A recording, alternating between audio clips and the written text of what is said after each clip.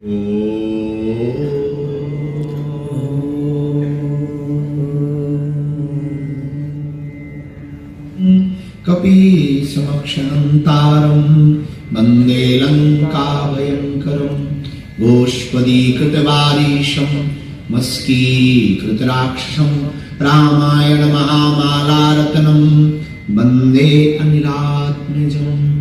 गुरुर्ब्रह्मा गुरुर्विष्णु गुरुर्देवो महेश्वरः गुरुर्साक्षात् परब्रह्म तस्मै श्री गुरुवे नमः। हरि शरणम हरि शरणम हरि शरणम।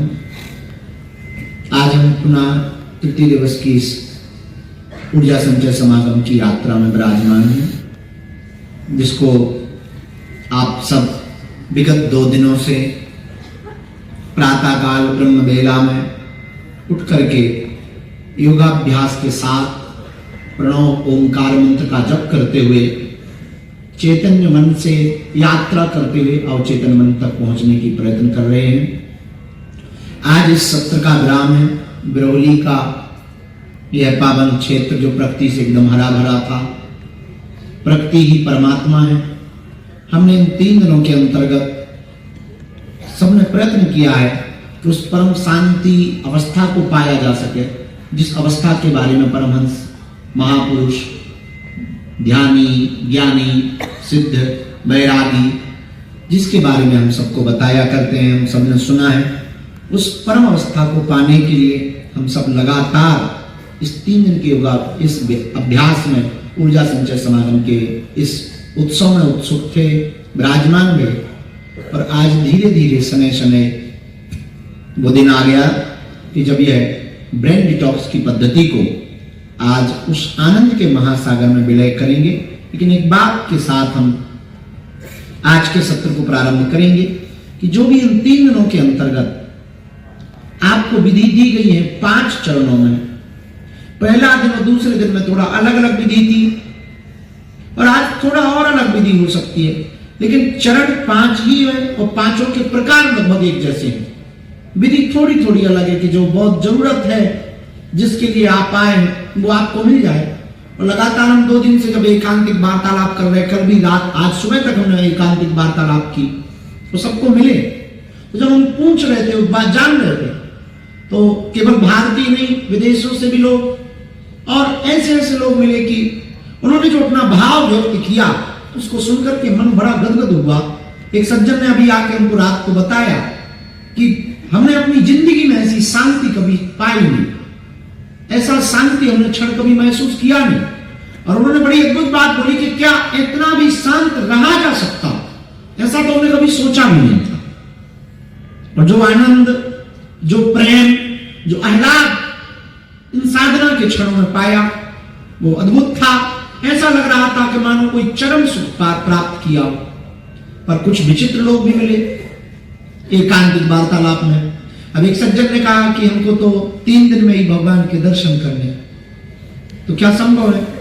हमें बड़ी हंसी आई उनको देख करके।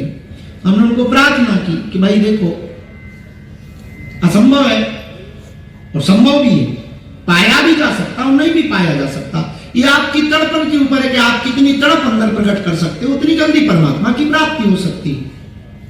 तो उन्होंने कहा कि आप तो 4 घंटे ही केवल साधना कराते हैं, 2 घंटे 2.5 घंटे, अगर मैं दिन भर करूं 3 दिन, बाकी तो आपने कहा कि रोज करो, पर रोज हो पाना बड़ा मुश्किल है। मैं 3 दिन भरपूर 24 घंटे करूं तो क्या मुझे लाभ मिलेगा और क्या भगवान मिलेंगे? उनका बिल्कुल नहीं मिलेंगे। मानो तुम्हें कोई बीमारी हो गई हो और डॉक्टर तुम्हें दवा पीने के लिए दे और तुम 1 दिन में ही पूरी पी जाओ, लोग तो जाने वाला नहीं है, बीमारी तो नहीं जाएगी, पर तुम जरूर जल्दी चले जाओ। तो दवा जब डॉक्टर देता है तब ये कहता है कि रोज 2-2 ढक्कन पीना, क्योंकि वो बीमारी के लिए इम्यूनिटी पावर बढ़ाने की पद्धति आपको देता है कि 2-2 ढक्कन। अब किसी को मोटापा हो, भयंकर मोटापा हो, उससे बड़ी मोटिवेशनल बातें बताई जाए कि चलो आपका मोटापा ठीक हो सकता है और ठीक किया जा सकता है। बस एक काम करना है कि आपको एक्सरसाइज करना है। और कई नए लोग हमने देखे कि बहुत से नए लोग ऐसे होते हैं कि जो मोटापा कम करने के लिए एक्सरसाइज करते हैं, एक ही दिन में 20 किलोमीटर चल पड़ते हैं। हमें कहते हैं कि हम 20 किलोमीटर चल लिया, 2-3 दिन तो खूब खा सकते हैं पिज्जा बर्गर। भला उनकी ये मूर्खता है कि एक दिन में उनका वजन कम हो सके। प्रतिदिन अनवरत अगर वो चले 20 नहीं 5 किलोमीटर 2 किलोमीटर तो शायद क्या पक्का है कि वो अपनी बॉडी के मोटापा पर, फैट पर कंट्रोल पा पाएंगे, फैट को कम कर पाएंगे और बॉडी को ठीक रख पाएंगे। पर उन्हें प्रतिदिन अभ्यास करना पड़ेगा, प्रतिदिन चलना पड़ेगा। जैसे प्रतिदिन दवाई खानी पड़ती है, कोर्स पूरा करना पड़ता है, उसी प्रकार ये जो हमने ऊर्जा संचय समागम को किया है, इन 3 दिनों के अंतर्गत किया है। लेकिन थोड़ा थोड़ा प्रयोग हम आपको बाद में लिखवा भी देंगे। थोड़ा थोड़ा प्रयोग आपको अपने घर पे जाके भी करना है। वो इसलिए आपको करना है कि जो आपने आनंद की प्राप्ति यहां की, अवचेतन मन की यात्रा के लिए आप यहां बैठे रहे, वो आप अपने घर से भी कर पाए। और जो कुछ परत रह गई, मन की 9 परतें हैं, तो शायद इन 3 दिनों में आप पहली या दूसरी परत खोल पाए, पर परत दर परत खुलती जाएगी। तो इस अभ्यास को आप प्रतिदिन अपने घर पे करिए और प्रातः काल जगने के महत्व को समझिए। इन 3 दिनों में आपको कुछ मिला ये तो नहीं हम कह सकते। बहुत लोगों ने अपने अपने अनुभव बताए। कल किसी सज्जन ने हमको बताया कि हम 30 साल बाद अपनी मां को कनेक्ट कर पाए और उनसे बात कर पाए। किसी ने हमको बताया, वो कल यहां माइक से भी बता रहे थे, तो अलग अलग अनुभव आप लोगों ने बताए। और हम एक बात कहना चाहेंगे कि इन 3 दिनों में आपने कुछ पाया या नहीं पाया, पर एक बात बहुत अच्छी पाई होगी, सुबह के जगने का महत्व जरूर आपने पाया। प्रातः काल जागने मात्र से कितना रिलैक्सेशन हो सकता है आपके ब्रेन पर, कितना मन शांत हो सकता है। आप बाहर से शांत दिखते हैं पर अंदर से एकदम अशांत भरे पड़े। और हम आपको ये कहना चाह रहे हैं कि आपने बाहर सुख को खोज रखा है। जो सुख बाहर आप खोज कर रहे हैं, जो बड़ी बड़ी व्यवस्थाएं आप जमा रहे हैं कि अब ऐसा करेंगे तो ऐसा सुख मिलेगा, ऐसा करेंगे तो ऐसा सुख मिलेगा, हमें लगता है कि आप थोड़ा सा भी भीतर जाएंगे तो आपको वो सुख बाहर खोजने की बजाय लाख गुना बेहतर अंदर क्षणिक प्रयोग करने मात्र से, ऊर्जा संचय में बैठने मात्र से, ध्यान में उतरने मात्र से, अपने चेतन मन को अवचेतन मन में जोड़ने मात्र से वो परम सुख को आप पा पाएंगे जो बाहर आप कभी भी प्राप्त नहीं कर सकते। बस उसी का नाम ऊर्जा संचय समागम में। तो हम 3 दिनों तक इस साधना के क्रम में बैठे रहे और आज इस साधना का अंतिम दिवस है और विराम दिन है।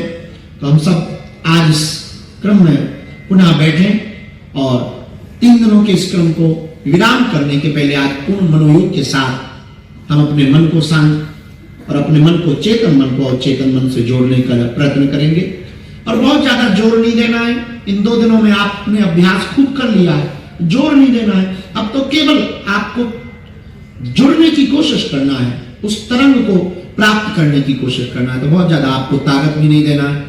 मुस्कुराने की कला सीखनी है, प्रसन्न रहने की कला सीखने आप बैठे हैं कि प्रसन्न हमें कैसे रहना है, और उसकी कला यही है। हमारे दादा गुरु जी एक बात बोलते थे, हमने बहुत बार बोली भी है पर हम पुनः बोल देते हैं। हमारे दादा गुरु ने बहुत पहले बोला था, जो भीतर गया वो भी तर गया। जो भीतर गया वो भी तर गया। आप जितना संसार बाहर देख पा रहे हैं, इससे कहीं बड़ा संसार अंदर है। आप जितना सुख बाहर देख पा रहे हैं, इससे कहीं और ऊंचा सुख अंदर है।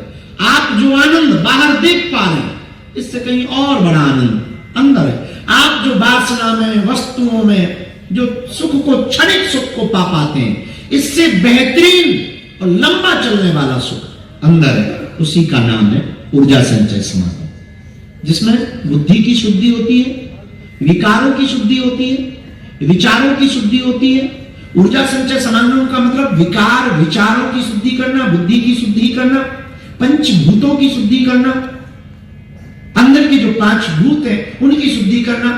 ऊर्जा संचय समागम का मतलब है ब्रेन को केवल डिटॉक्स नहीं, ब्रेन के साथ में जो 3 प्रकार के मन है, चेतन मन, अवचेतन मन और अति चेतन मन, जिसे अंग्रेजी भाषा में कहें कॉन्शियस, सबकॉन्शियस और सुपर कॉन्शियस माइंड, इन तीनों की शुद्धि करना और तीनों को एक करना और तीनों को एक करके पावरफुल बनाना, शक्तिशाली बनाना, और इतना शक्तिशाली बनाना कि दुनिया के कोई भी संकट को झेलने की शक्ति आपके चेहरे पर बिना मुस्कुराहट जाए हुए आपके अंदर आ जाए, बस इसी को कहते हैं जाग जाना।